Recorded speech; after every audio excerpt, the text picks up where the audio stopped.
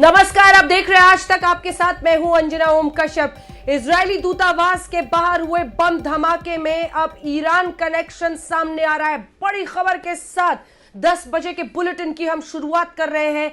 दरअसल धमाके की जगह पर एक लिफाफा मिला है और उस लिफाफे में पड़ी चिट्ठी की पूरी कहानी ईरान के कनेक्शन की तरफ इशारा कर रही है। दो बड़ी बातें, दो घटनाएं जिसका जिक्र इस चिट्ठी में है, जिसकी बना पर यह कहा गया है कि यह बदला लेने का वक्त है। इस चिट्ठी में कहा गया है कि यह घटना तो महज ट्रेलर है, अब असली बदला अभी बाकी है। दो घटनाओं का दरअसल इसमें जिक्र है। 3 जनवरी 2020 को जनरल कासिम सुलेमानी का बगदाद एयरपोर्ट के पास एक ड्रोन अटैक में हत्या हुई थी। सबसे पहले इस घटना का जिक्र है, तो वहीं दूसरी तरफ न्यूक्लियर साइंटिस्ट मोहसिन फकीरजादे का जो एक satellite controlled smart machine gun system से हत्या की गई थी। इन दो घटनाओं का जिक्र करते हुए एक न्यूक्लियर साइंटिस्ट मोहसिन फकीरजादे और दूसरा जनरल कासिम सुलेमानी, दोनों का ही जिक्र है और कहा गया है कि हम इसका बदला लेंगे। इसे आप सिर्फ ट्रेलर समझिए। तो दो तस्वीरें हम आपको दिखा रहे हैं। एक में आप जनरल कासिम सुलेमानी को देख रहे हैं, जिनकी हत्या दरअसल 3 जनवरी 2020 में हुई थी, ड्रोन अटैक बगदाद एयरपोर्ट के पास। और इसी के साथ दूसरी तरफ जिस हत्या का जिक्र है उसमें न्यूक्लियर साइंटिस्ट का। अब आइए पॉइंटर्स के जरिए आपको बताते हैं। लिफाफे में एक चिट्ठी मिली है जिसमें ईरान का जिक्र है, जिसमें साफ तौर पर कहा गया है कि जो ईरान की घटना है 2020 की, जिसमें जनरल कासिम सुलेमानी को ड्रोन अटैक में उनकी मौत हुई थी, और दूसरी तरफ जिस घटना का जिक्र है वो है न्यूक्लियर साइंटिस्ट मोहसिन फकीरजादे की मौत। इन दोनों का बदला बताते हुए इसे सिर्फ ट्रेलर कहा गया है। हमारे साथ कई वरिष्ठ मेहमान इस पूरी चर्चा में अब जुड़ेंगे। हमारे तमाम सहयोगी हमारे साथ जुड़ेंगे। सबसे पहले आपका परिचय उन मेहमानों से करा दें जो हमारे साथ जुड़ रहे हैं। जयदेव रानाडे जी, जो कि फॉर्मर एडिशनल सेक्रेटरी हैं रॉ के, वो हमारे साथ जुड़ रहे हैं। यशवर्धन आजाद, जो कि पूर्व आईपीएस अधिकारी हैं, फॉर्मर स्पेशल डायरेक्टर आईबी के रह चुके हैं। और विक्रम सिंह साहब, पूर्व डीजीपी उत्तर प्रदेश के, हमारे साथ इस पूरी चर्चा में जुड़ रहे हैं। एक एक जानकारी हासिल करने की और समझने की कोशिश करेंगे। ये ईरान कनेक्शन का उस चिट्ठी के साथ आना, रानाडे साहब, आप खुद रॉ जैसी खुफिया एजेंसी के साथ काम कर चुके हैं। हमें बताइए कि ये क्या इशारा कर रहा है, क्योंकि इसे सिर्फ ट्रेलर कहा गया है। हिंदुस्तान कैसे सतर्क रहे, और ईरान कनेक्शन में दो ऐसी घटनाओं का जिक्र करते हुए कहा गया है कि हम बदला लेंगे। रानाडे साहब, ये जरूर एक बहुत ही इम्पोर्टेंट डेवलपमेंट है और हम लोग जो हैं भारत में इसका सतर्क तो जरूर रहेंगे कि कुछ और होने वाला है। अब मेरे ख्याल से जो एजेंसीज हैं वो जरूर अपना डेटाबेसेस और अपना चैटर वगैरह देखेंगे कि क्या क्या इशारा मिलता है इनको, आगे क्या होने वाला है। इजरायली इंटेलिजेंस के साथ भी शेयरिंग जरूर होगी, पर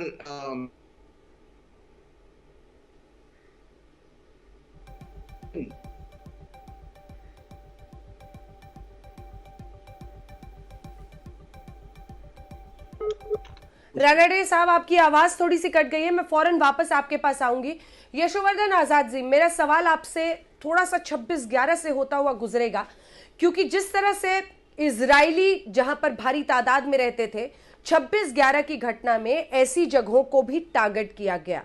क्या अब हिंदुस्तान को उन तमाम कट्टरवादी जो संगठन हैं कई मुल्कों में, जिनकी आंखों में भारत और इजराइल के रिश्ते खटकते हैं, उन सभी दुश्मनों पर, मेरा इशारा सीधा पाकिस्तान की तरफ है, उन सभी देशों पर नजर रखनी होगी और उनके द्वारा प्रायोजित आतंकी संगठनों पर? सबसे पहले तो हमें सुरक्षा काफी मजबूत करनी पड़ेगी यहाँ पे भारतवर्ष में, जहाँ भी इजरायली एम्बेसी और उनके इंटरेस्ट है, बम्बई, दिल्ली और जहाँ जहाँ भी इनके इंटरेस्ट हैं। नंबर 2 ये कहना चाहूँगा कि कल दिल्ली पुलिस के स्पेशल सेल ने इसको एक मिसक्रेंट की घटना बताई थी। सवाल ये बॉम्ब का नहीं है कि ये क्रूड बॉम्ब है या सोफिस्टिकेटेड बॉम्ब है। सवाल ये है जो चिट्ठी मिली है, और आपने तथ्यों को बहुत अच्छी तरह से पेश किया है कि वो चिट्ठी जो इंगित करती है कि यह एक ट्रेलर है। ये जो एक जो जनरल मारे गए थे और जो न्यूक्लियर साइंटिस्ट मरे थे ईरान में, उसके बाद ही आपको याद होगा कि ईरान ने ये धमकी दी थी कि इसका बदला वो अवश्य लेंगे, और उनका इशारा अमेरिका की तरफ था या इजराइल की तरफ था। तो जाहिर है कि इन चीज़ों को वो भूलेंगे नहीं, क्योंकि न्यूक्लियर साइंटिस्ट एक टॉप साइंटिस्ट थे, और जो जनरल थे बहुत ही पॉपुलर जनरल थे, सुलेमानी, जैसा कि आपने अभी बताया है। यह जो आपको ये भी याद होगा कि 2012 में जो घटना हुई थी, उस समय भी ईरान की तरफ इशारा था, और ये कहा गया था कि हिजबुल्लाह ने शायद बदलाव, ये रिटेलिएटरी स्ट्राइक है, और अभी भी ये इशारा ईरान की तरफ जा रहा है। मैं समझता हूं कि इसमें और जांच पड़ताल की ज़रूरत है। मुझे बहुत खुशी है कि इजरायली सिक्योरिटी एजेंसीज भी यहाँ पे आ रही हैं, और साथ दोनों मिलके, जैसा कि आपने कहा, जिन जिन नज़रों में ये जो दोस्ती खटक रही है, उनके खिलाफ भी एक सशक्त ऐसा अभियान, एक चुपचाप इंटेलिजेंस के द्वारा एक अभियान चलाया जाना होगा, ताकि ये मजबूती बराबर बरकरार रहे और सुरक्षा एजेंसी जो है इसके प्रति बिल्कुल ही सतर्क रहे। बिल्कुल। विक्रम सिंह साहब, फौरन मैं आपके पास आ रही हूं। एक बार चलते हैं जल्दी से ग्राउंड रिपोर्ट के लिए। अरविंद ओझा और शिवेन श्रीवास्तव हमारे साथ, दोनों हमारे सहयोगी जुड़ गए हैं। अरविंद, आपके साथ शुरुआत करते हुए, देखिए, अब ये इजराइल दूतावास के बाहर के धमाके का ईरान के साथ कनेक्शन आना, बीती शाम से ही जिस तरह का रिएक्शन आ रहा था दूतावास की तरफ से, फौरन इसे आतंकी हमला करार दे दिया गया था, और चिट्ठी में साफ लिखा है कि ये ट्रेलर है। अब हिंदुस्तान की सुरक्षा एजेंसियों को बहुत अलर्ट रहना होगा, क्योंकि 26/11 में भी ऐसी जगहों को टारगेट किया गया था जहां पर इजरायली भारी तादाद में रहते थे। पाकिस्तान की नजर में भी ये दोस्ती खटकती है। ऐसे तमाम कट्टरवादी मुल्कों की नजरों में ये दोस्ती खटकती है, जो चाहते हैं कि किसी न किसी तरीके से इस दोस्ती को टारगेट किया जाए, और इजराइल को टारगेट करने का वो पूरा, क्योंकि दोनों ही न्यूक्लियर साइंटिस्ट, एक तरफ मोहसिन फकीरजादे का नाम है, तो दूसरी तरफ जो वहां के चीफ थे जनरल कासिम सुलेमानी, उनका भी जिक्र है। हिंदुस्तान को हाई अलर्ट पर रहना होगा। बिल्कुल हाई अलर्ट पर रहना होगा, लेकिन मैं आपको इसके बीच एक बड़ा खुलासा बताता हूं। बड़ा खुलासा ये है कि जहां पर ये धमाका हुआ, जिंदल हाउस के ठीक सामने फुटपाथ पर, जिंदल हाउस में कोई सीसीटीवी कैमरा नहीं लगा है, नंबर 1।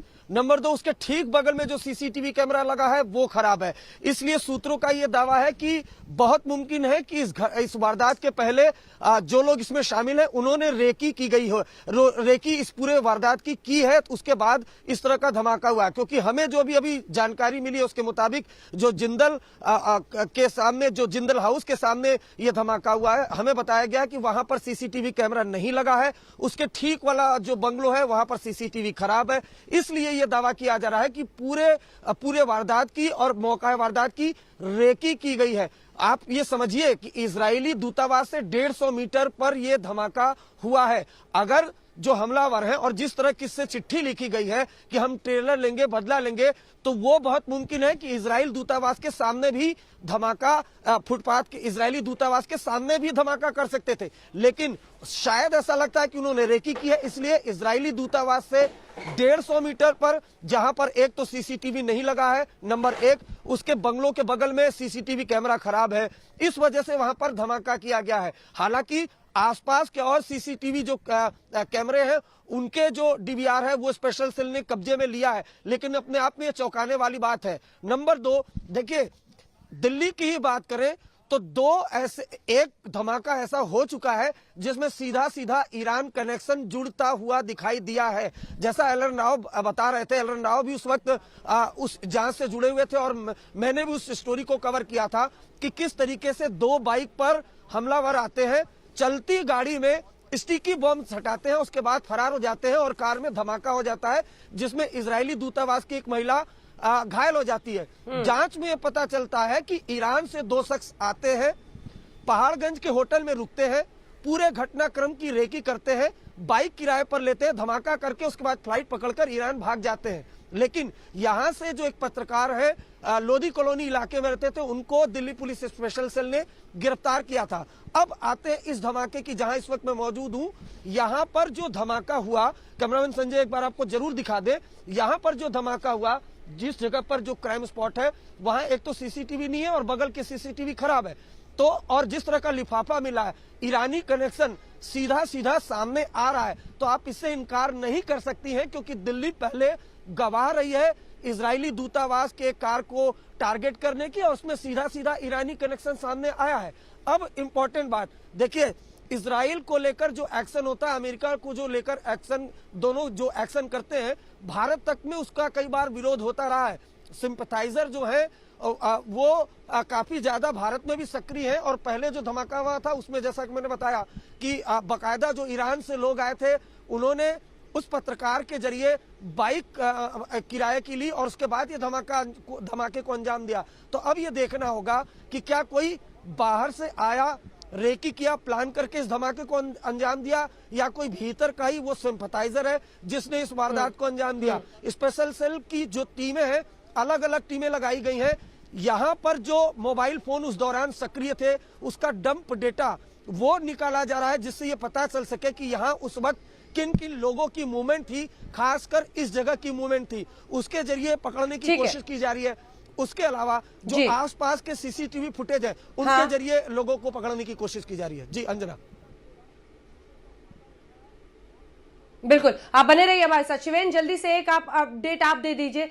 कुल मिलाकर देखिए, ये कूटनीतिक स्तर पर मामला कितना भी बड़ा हो, लेकिन लोकल स्तर पर तो जो पुलिस है, डिस्ट्रिक्ट पुलिस है, उसी को वहां पर अपनी तैनाती और अपनी जो सुरक्षा के इंतजाम है उसको दुरुस्त करने होंगे। रेकी करके अगर ऐसी जगह पर किया गया है जहां पर सीसीटीवी का ही नहीं, इजरायली दूतावास तो एक बेहद संवेदनशील वैसी ही जगह है, और खास तौर पर ऐसे जब इस तरह के थ्रेट्स होते हैं, जब राजपथ पर महज 1.9 किलोमीटर 2 किलोमीटर की दूरी पर बीटिंग रिट्रीट हो, जहां राष्ट्रपति प्रधानमंत्री बैठे हो। शिवेंद्र, देखिए, दो बेहद अहम बात हैं इसमें। एक तो पहली बात यह कि लोकल पुलिस की स्तर पर जो चूक हुई है वो सिर्फ इसलिए क्योंकि आपको याद होगा जब 2012 में अटैक हुआ था, उसके बाद दिल्ली पुलिस ने भी दावा किया था, सरकार ने भी कहा था कि जितनी भी संवेदनशील जगह हैं वहां पर सीसीटीवी होना मस्ट है। ऐसे में 2 सीसीटीवी खराब होना बड़ी चौंकाने वाली बात है, और शायद इसी का सहारा लेकर के हमलावरों ने इस वारदात को अंजाम दिया है। लेकिन हमारे सूत्रों के मुताबिक कुछ ऐसे अहम सबूत सीसीटीवी के जरिए मिले हैं जो कि आगे बड़े कारगर साबित हो सकते हैं। वो ठीक उस जगह पर नहीं है, लेकिन उनसे कुछ ऐसे विजुअल्स मिले हैं जो कि इस पूरी जांच में मददगार हो सकते हैं। दूसरा अहम चीज है, जो लिफाफा मिला है उसमें टच डीएनए के जरिए जो अहम सबूत मिल सकते हैं वो बहुत महत्वपूर्ण हो सकते हैं इस पूरी जांच में, और उसको टीम ने शामिल किया है अपनी जांच में, और उसके जरिए पता करने की कोशिश कर रही है कि आखिरकार ये सबूत और ये अहम सुराग जो है वो कहां जाके लिंक होते हैं। इस बीच जो मोसाद है, जो वहां की एजेंसी है, उसने दिल्ली पुलिस से पहले कल ही शाम को संपर्क कर लिया था, और उसके बाद उनकी एक टीम यहां पर दिल्ली में आकर के खुद भी पैरेलल जांच करेगी। हालांकि उनकी तरफ से यह भी कहा गया है कि हम अभी तक दिल्ली पुलिस की जांच से संतुष्ट हैं, और दिल्ली पुलिस ने यह भी कहा है कि हम हर एंगल से जांच कर रहे हैं, इसको आतंकी घटना है या नहीं है ये बाद में कहा जाएगा। लेकिन इजराइल ने साफ कर दिया था कि आतंकी घटना है, इसलिए हम हर अहम पहलू को देख रहे हैं, और इतने सेंसिटिव और बेहद महत्वपूर्ण जगह पर जो ब्लास्ट हुआ है उसको लेकर के हर एक चीज खंगाली जा रही है। लेकिन जो ये घटना पूरी हुई है, ये कहीं ना कहीं पुलिस की उस चूक को जरूर उजागर करती है जिसमें ऐसे सेंसिटिव और जरूरी जगहों पर, चाहे वो सिक्योरिटी की बात हो, चाहे वो सीसीटीवी फुटेज की बात हो, उनको दुरुस्त रखने की। और इस चूक की वजह से ही अभी तक ये साफ नहीं हो पाया है कि आखिरकार इसके पीछे हमलावर कौन है। लेकिन हमलावरों ने जिस तरह से संदेश दिया है लिफाफे पर लिख करके कि ये ट्रेलर है, सुराग मिल सकते थे शिवेंद्र, है कि क्या आगे कोई घटना होने वाली है या फिर दहशत बनाने की कोशिश। जी बिल्कुल बिल्कुल शिवेंद्र, आप सही बात कह रहे हैं, और यही जल्दी से एक बार विक्रम सिंह साहब से पूछते हैं। विक्रम सिंह साहब, देखिए, एक तरफ तो सुरक्षा एजेंसीज, और जिस तरह से अब लिफाफे में ही चिट्ठी में सब कुछ पूरी कहानी मिल गई, तो वो तो पक्की पकाई बात उन्होंने दे दी, एक संदेश देना वो चाहते थे, वो मैसेज उन्होंने इस बॉम्ब ब्लास्ट के साथ दे दिया है। लेकिन जो संदेश पुलिस और सुरक्षा एजेंसियों को वो समझना है वो ये है कि कहीं पर भी सुरक्षा में लापरवाही नहीं हो सकती है, खास तौर पर जब मामला इजरायली एम्बेसी का हो, जिनकी एक कर्मचारी को पहले ही 2012 में 13 फरवरी को टारगेट किया गया था। मेरा सवाल आपसे यह है कि चाहे कूटनीति के बड़े मामले हो, बड़ी बड़ी देशों के, मुल्कों के, जो कई ऐसे कट्टर मुल्कों के प्रायोजित आतंकी संगठन है, उस पर शिकंजा कसना हो, वो खुफिया एजेंसियां करेंगी। लेकिन स्थानीय तौर पर तो लोकल स्तर पर लोकल पुलिस को और उसकी जांच एजेंसियों को दुरुस्त करना होगा व्यवस्था को। सीसीटीवी काम ना करे। आप देखिए, अब इतना बड़ा, इतने हाईलाइट में ये पूरा मैटर आएगा इंटरनेशनली, आप देखें तो अंतर्राष्ट्रीय स्तर पर, लेकिन सीसीटीवी काम नहीं कर रहा था, इसकी भरपाई कैसे हो? अंजना जी, आपने बहुत माकूल पॉइंट उठाया है। और थ्रेट परसेप्शन यानी भय आकलन के उपरांत सारी व्यवस्थाएं की जाती हैं, डिप्लॉयमेंट ऑफ फोर्स से लेके सीसीटीवी और उसका बैकअप, और मैं तो कहूंगा बैकअप फॉर अ बैकअप। ऐसी ये संवेदनशील नहीं है, ये अति संवेदनशील स्थान था। और बीटिंग द रिट्रीट, आप देखिए समय, स्थान और आक्रमण, आप उसके ऊपर देखें कि 29 तारीख बीटिंग द रिट्रीट का समय और उसमें में इस तरीके का आक्रमण हो जाना, ये तो बात दूसरी थी कि लो इंटेंसिटी था, वरना कुछ भी हो सकता था। यहां पर सीसीटीवी का ना होना, प्रॉपर डिप्लॉयमेंट ना होना, प्रॉपर स्क्रीनिंग ना होना, ये इस त्रुटि की मैं बचाव नहीं कर सकता हूं और कोई भी नहीं कर सकता है। और मैं उम्मीद करता हूं कि जो अनुसंधान होगा उसमें यह भी देखें कि सीसीटीवी का न लगना, उसका खराब होना, उसका त्रुटिपूर्ण होना, ये क्या जानबूझ के था या लापरवाही से था, और किन्हीं भी परिस्थितियों में इसकी भरपाई स्थानीय जिसकी भी जिम्मेदारी थी उसको सुनिश्चित करना होगा। अब अगर हम यहां पर भी बीटिंग द रिट्रीट के इस महत्वपूर्ण मार्ग पे भी सीसीटीवी भली भांति सुनिश्चित न कर सके, जबकि ये उम्मीद की जा सकती थी कि शायद इसमें ड्रोन टेक्नोलॉजी का इस्तेमाल, रोबोटिक्स लगा करके भी आप एक जनरेशन की आगे सिक्योरिटी दें, यहां तो मौलिक सिक्योरिटी भी नहीं। आपने बिल्कुल ठीक बिंदु उठाया अंजना जी। बिल्कुल, आप बने रहिए सर हमारे साथ। राणा डे साहब भी हमारे साथ लगातार जुड़े हुए हैं, खुफिया एजेंसी रॉ के साथ वो काम कर चुके हैं। और राणा डे साहब, आपसे पूरी तस्वीर समझेंगे। पिछली बार आपका ऑडियो कट गया था, एक छोटे से ब्रेक के लिए हम रुक रहे हैं, लेकिन यहीं से पूरी जांच आगे लिए चलेंगे। एक तो ईरान का कनेक्शन निकलना, क्योंकि ईरान के जो फॉर्मर जनरल थे कासिम सुलेमानी, 3 जनवरी 2020 को एक ड्रोन अटैक में बगदाद एयरपोर्ट के पास उनकी हत्या हुई थी।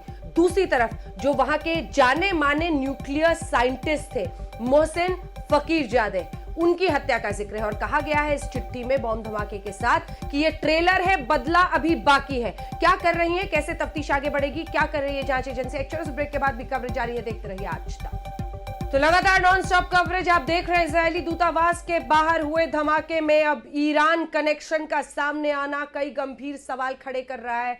सवाल इस बात को लेकर है कि जिन परिस्थितियों में यह धमाका किया गया है, छोटा धमाका जरूर है, लेकिन बड़ी साजिश और बड़ा संदेश, मैसेज देने की कोशिश है इस धमाके के जरिए। जी हां, मौके पर मिले लिफाफे में पड़ी एक चिट्ठी को चिट्ठी में सीधा राजदूत को संबोधित किया गया है, इजरायली राजदूत को। जब से 2020 के जनवरी के महीने में 3 जनवरी को उनके जनरल सुलेमानी की हत्या हुई थी ड्रोन अटैक में, और उसके बाद न्यूक्लियर साइंटिस्ट की भी जो satellite controlled smart machine gun के जरिए की गई थी, जिनका नाम मोहसिन फकीरजादे है। इन दोनों घटनाओं का जिक्र करते हुए कहा गया है कि यह सिर्फ ट्रेलर है, बदला अभी बाकी है। इसका मतलब समझिए, अमेरिका पर और साथ ही इजराइल उनके निशाने पर रहा है, लेकिन इजराइल और अमेरिका का जो एक तरह से दुश्मनी कह लीजिए इन घटनाओं की वजह से, उसके लिए अगर हिंदुस्तान की जमीन को चुना जाता है इस तरह की घटना को अंजाम देकर इजराइल को संदेश या सबक देने के लिए, तो यह हिंदुस्तान के लिए राष्ट्रीय सुरक्षा का मसला बन जाता है। बड़ी बात। एक छोटे से ब्रेक के बाद हम लौट रहे हैं, कवरेज जारी है, देखते रहिए आज तक। नमस्कार, आप देख रहे हैं आज तक, आपके साथ मैं हूं अंजना ओम कश्यप। बड़ी खबर और बड़ी एक्सक्लूसिव के साथ हम बुलेटिन की शुरुआत कर रहे हैं। इजराइल के राजदूत डॉक्टर रॉन मल्का ने आज तक से एक्सक्लूसिव जानकारी में बात करते हुए जानकारी दी है, जिसमें उन्होंने ये कहा है कि हम भारत की सुरक्षा एजेंसियों के साथ मिलकर पूरी जांच को आगे ले जाएंगे। आइए पहले आपको सुना देते हैं। We have very good cooperation.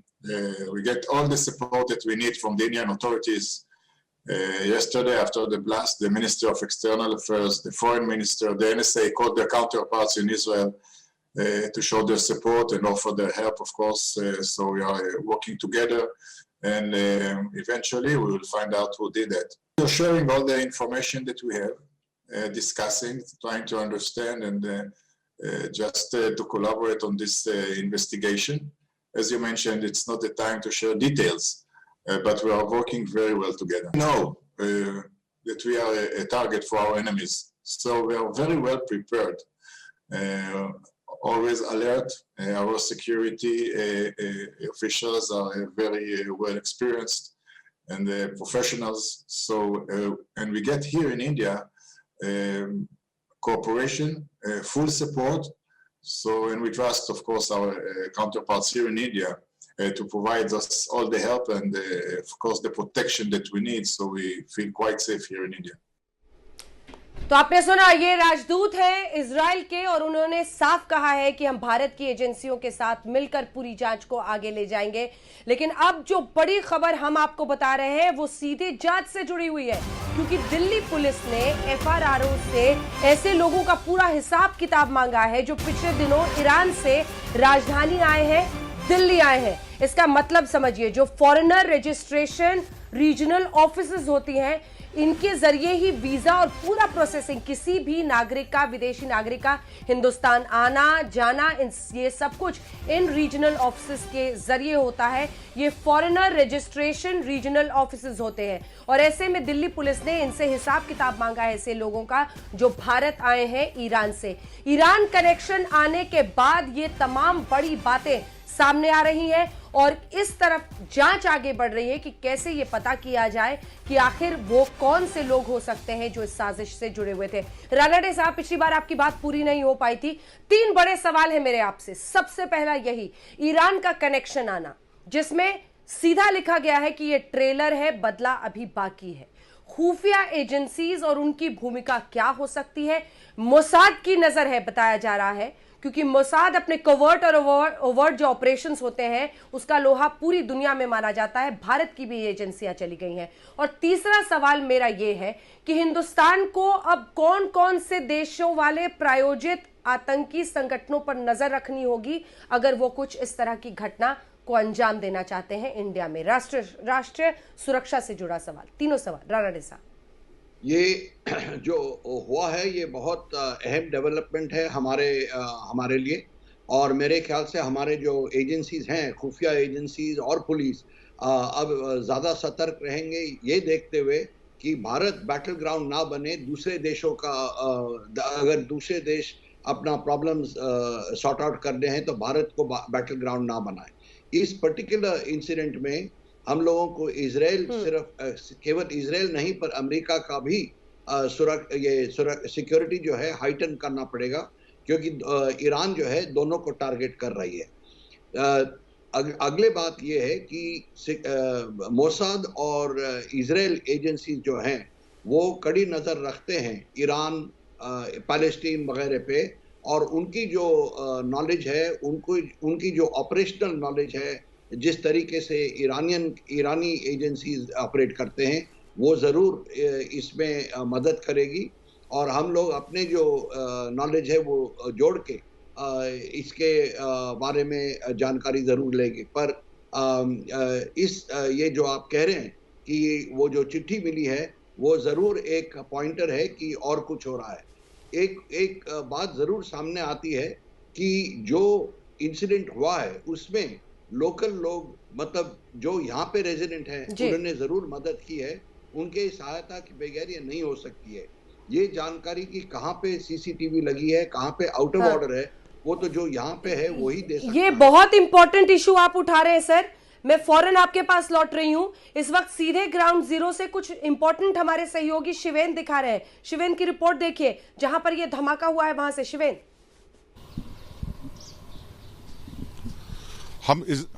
हम इस वक्त इजराइल एम्बेसी के ठीक बाहर हैं और आप देख सकते हैं दिल्ली पुलिस के अधिकारी यहां से तमाम चीजें लेकर के जा रहे हैं। जो वो सबूत हैं यहां से जो इकट्ठा किए गए हैं उनका बॉक्स लेकर के जा रहे हैं, जिससे कि आगे इसकी जांच की जा सके।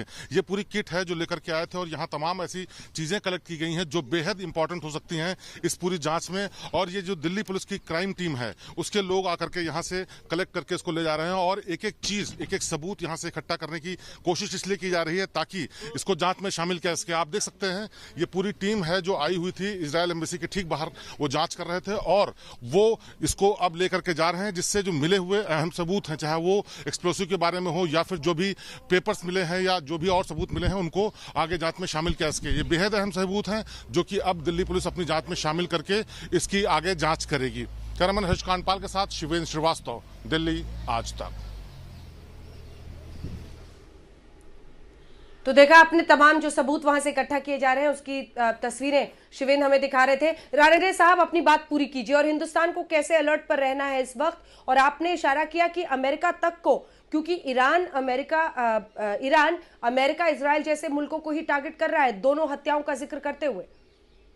बिल्कुल। और जो मैं कह रहा था कि ये जो इंसिडेंट हुआ है ये बगैर लोकल सहायता का नहीं हो सकता है। तो एजेंसी जो है उसको भी देखेंगे उस एंगल को। और ये जो अभी जो इलेक्ट्रॉनिक कम्युनिकेशन जो हुई होंगी उसको जरूर देख रहे हैं, उसको एग्जामिन करते होंगे कि पॉइंटर्स कहाँ पे आ रहे हैं, कि कौन किसके साथ संपर्क में था, ईरान के साथ कहाँ कनेक्शन हुई, या ईरानियन इस्टेब्लिशमेंट्स के साथ कौन कनेक्शन कर रहा था।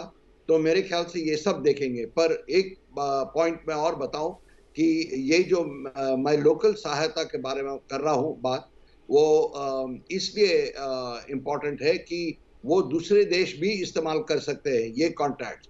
और हमारे और भी नेबर्स हैं पाकिस्तान वगैरह। और अगर ये यहाँ पे लोकल नेटवर्क्स नजर आए तो फिर तो खैर बात काफी गंभीर है। और हम मेरे ख्याल से ये सब मामले अब स्कैनर के अंडर आएंगे। कैसे खुफिया एजेंसी की चूक के तौर पर देखा जा सकता है? नहीं, मेरे ख्याल से कोई इतना वाइड कवरेज तो मुश्किल है। वो देख रहे होंगे, पर उनका फोकस 29 जनवरी को रिपब्लिक डे का बीटिंग रिट्रीट के जो समारोह हो रहा था, तो उनका फोकस हुआ होगा इंटरनल सिक्योरिटी, हमारे लोगों का हिफाजत करने के लिए, भारत का हिफाजत का। और ये जो है ये शायद नजर में ना आए, या लॉन्ग टर्म प्लानिंग अगर हो, अगर ईरानियन एजेंसी ने ये प्लान किया है तो उन्होंने शायद प्लानिंग पहले ही करके रखा होगा, ये हो सकता है। पर ये लोकल सिक्योरिटी मेरे ख्याल से वहाँ पे फ्रस्ट्रेट होना चाहिए था, वहाँ पे ऑब्स्ट्रक्शन आना चाहिए था। पर इसमें जरूर अब मेरे ख्याल से सिक्योरिटी हाइटन हो जाएगी, और ईरान को भी ईरान पे भी एजेंसीज कड़ी नजर रखेंगे। ठीक है, यशोवर्धन आजाद जी, अब आपके पास आते हुए, चाहे बड़े बड़े देश और छोटे धमाके के जरिए बड़ी साजिश का खुलासा हो रहा हो, ईरान कनेक्शन आ रहा हो, कैसे अमेरिका को, इजराइल को टारगेट करने के लिए ये सब कुछ किया जा रहा है, लेकिन अगर हमारे देश का इस्तेमाल होता है इन मुल्कों को टारगेट करने के लिए, तो ये हमारे लिए चैलेंज है। चैलेंज उस लोकल पुलिस के लिए भी है जिसको टाइट सिक्योरिटी हर ऐसी सेंसिटिव जगह पर रखनी है। सीसीटीवी वहां काम नहीं कर रहा है। वहां पर जब 5:05 के आसपास ये धमाका हुआ है, ठीक उसी वक्त राष्ट्रपति और प्रधानमंत्री राजपथ पर मौजूद थे जहां बीटिंग रिट्रीट सेरेमनी चल रही थी। ये क्या बता रहा है? लोकल सिक्योरिटी को किस तरह से बहुत ज्यादा अलर्ट पर रहना होगा और रहना चाहिए। ये घटना के बाद हम नहीं जाग सकते हैं, तैयारी हमेशा रखनी होगी। ये बात सही है जो राणा डी जी ने कहा कि स्थानीय लोग अगर इस में शामिल होते हैं तो यह गंभीर विषय है। और यह भी एक गंभीर विषय है कि अगर भारतवर्ष को इस्तेमाल किया जा रहा है इजरायली इंटरेस्ट और अमेरिकन इंटरेस्ट को टारगेट करने के लिए, और आपने ये पहले ही बताया था जैसा कि दोनों निशाने पे हैं। और जब ये हत्याएं हुई थी न्यूक्लियर साइंटिस्ट की और जनरल सुलेमानी की, उसी समय ईरान ने कहा था वो बदला लेगा। देखिए, अभी जो इजरायली एनवॉय ने कहा, मुझे अच्छा लगा कि उन्होंने एक बहुत ही गंभीर राजनीतिक की तरह से बात की, डिप्लोमेट की तरह, और उन्होंने औपचारिक रूप से किसी को दोष नहीं दिया है। वे इंतजार कर रहे हैं कि उनकी एजेंसी वहां पे आए और उसके बाद ही ये कुछ कहें। एक जो अहम विषय जो आपने भी कहा कि सिक्योरिटी के बारे में मैं ये कहना चाहूँगा कि मुझे याद है कि इजरायली एम्बेसी और उसके जितने इंटरेस्ट हैं, इनकी सुरक्षा बहुत ही सख्त है।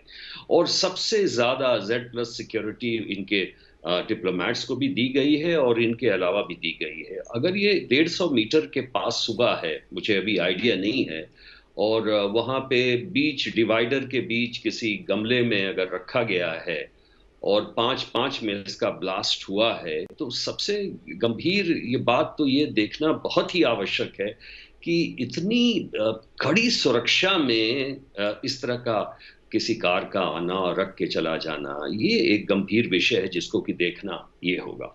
बाकी जो विषय हैं जैसे कि इमिग्रेशन और ये डंप डेटा वगैरह वगैरह, ये किसी भी जांच प्रक्रिया का एक विधिवत स्वरूप है जो कि किया जा रहा है।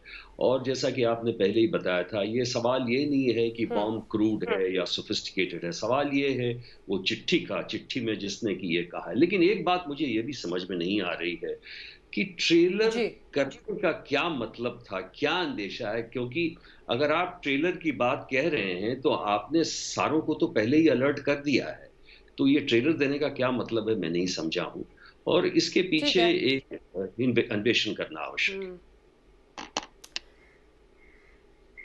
ठीक है, जल्दी से आपके जरिए इसको जरा डिकोड करें विक्रम सिंह साहब, क्योंकि हमेशा कहा जाता है कि इस तरह की आतंकवादी घटनाएं दस्तक देकर नहीं आती हैं, ना ही कोई अलर्ट करके चाहेगा कि वो ज्यादा बड़ी चुनौती पहले पैदा करे और फिर हमला करे।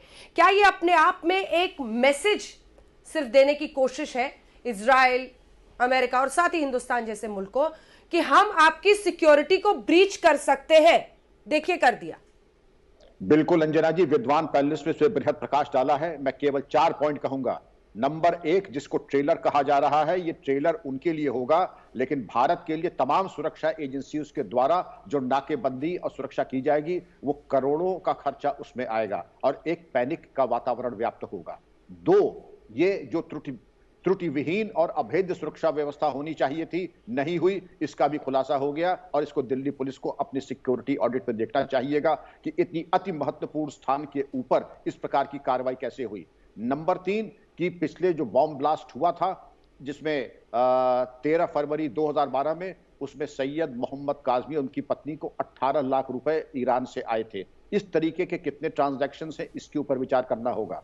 राणा डे साहब ने कहा कि जो स्थानीय अपराधी हैं उनको फुट सोल्जर्स पुलिस की पार्लमेंट में कहते हैं या स्लीपर सेल्स कहते हैं, उनका खंगालना बहुत जरूरी है। और पिछली बार भी ईरान के जो नागरिक आके पहाड़गंज में रुके थे, उसी तरीके से किस प्रकार के लोगों आए, किनके संपर्क में थे, डंप डेटा के माध्यम से हर चीज पता लग सकती है और मुझे पूरी उम्मीद है इसका सफल अनावरण शीघ्रता से। लेकिन जो आपने पहला बिंदु उठाया था कि 29 जनवरी को 5:05 पे ये विस्फोट होना, अपने में यह इसने हमको दर्पण दिखाया है। नहीं होना चाहिए था। मैं किसी की त्रुटि नहीं, न त्रुटि निकालने का समय है ये, लेकिन भविष्य में कम से कम इतनी कृपा तो हम अपने ऊपर कर लें कि यहाँ पे जहाँ प्रधानमंत्री, राष्ट्रपति, उपराष्ट्रपति, तमाम मंत्रीगण और वीवीआईपीज हैं, वहां के 1 किलोमीटर की दूरी पर ब्लास्ट हो जाना, यह हमारी सुरक्षा के ऊपर प्रश्न चिन्ह है और इसको हमको स्वीकार करना होगा। आपने अंत में जो बात कही है विक्रम सिंह साहब, मुझे लगता है इससे सटीक बात कोई नहीं हो सकती है और यही सबसे बड़ा संदेश है। अगर राजपथ पर बीटिंग रिट्रीट में राष्ट्रपति, प्रधानमंत्री, तमाम लोग मौजूद हैं और उसी वक्त यहां पर महज 2 किलोमीटर की दूरी पर इस घटना को अंजाम दिया जाता है, तो वो इस हद तक अपना संदेश देने में कामयाब हुए हैं कि आपने आपकी सिक्योरिटी को ब्रीच कर दिया है।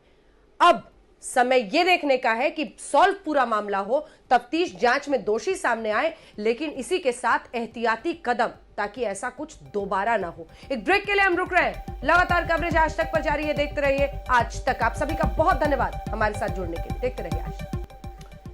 तो इजरायली दूतावास के बाहर हुए धमाके के बाद ईरान का कनेक्शन सामने आना और इन सब के बीच देश के कई हिस्सों में अलर्ट घोषित कर दिया गया है। दिल्ली से लेकर मुंबई, मुंबई से लेकर लखनऊ और कई छोटे शहरों में जिसमें अयोध्या भी शामिल है, तमाम जगहों पर हाई अलर्ट घोषित कर दिया गया है, क्योंकि जो चिट्ठी मिली है खासतौर पर उसमें साफ लिखा है कि ये ट्रेलर है, बदला अभी बाकी है। ऐसे में किसी भी लापरवाही का रिस्क हिंदुस्तान मोल नहीं ले सकता है और हर जगह पर सुरक्षा के इंतजाम बेहद पुख्ता कर दिए गए हैं और अलर्ट घोषित कर दिया गया है। सावधानी बरतनी होगी। इसी के साथ इस बुलेटिन में इतना ही, लेकिन लगातार कवरेज आज तक पर जारी है, देखते रहिए आज तक। नमस्कार, मैं हूं अंजना ओम कश्यप। हमें उम्मीद है ये वीडियो आपको पसंद आया होगा। लेटेस्ट खबरों के लिए यूं ही देखते रहिए आज तक और इस वीडियो के पसंद आने पर लाइक, शेयर एंड सब्सक्राइब करना ना भूलें।